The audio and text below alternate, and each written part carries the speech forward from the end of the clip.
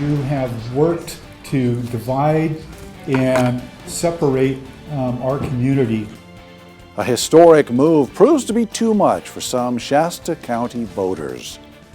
Now, the scene that you happened here happened just moments after Shasta County Supervisors named Kevin Crye and Chris Kellstrom as chair and co-chair for the second consecutive year. Action News Now reporter Blake Mayfield shows us why this decision almost derailed the entire meeting.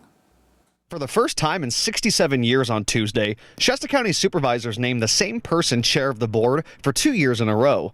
District 1 Supervisor Kevin Crye will remain chair of the board, with Chris Kellstrom declining to become chair, even though he was in line to.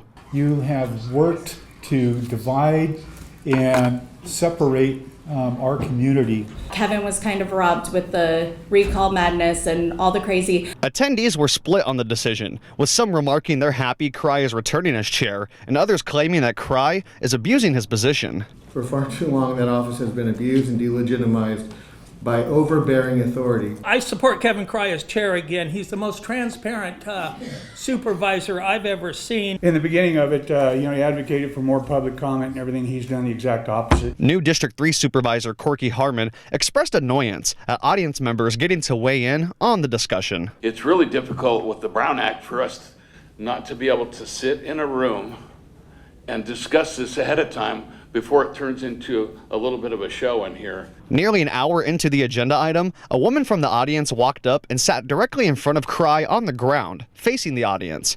County Council told Crye as long as the woman did not disrupt and remain seated, she could sit there.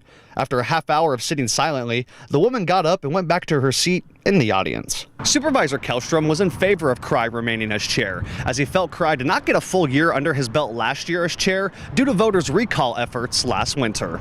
Reporting in Reading, I'm Blake Mayfield, Action News Now. Now, new supervisors, Matt Plummer and Alan Long, were the two votes against Crye remaining as the chairman of the board. Plummer wanted Long to become chair. Long wanted Kellstrom.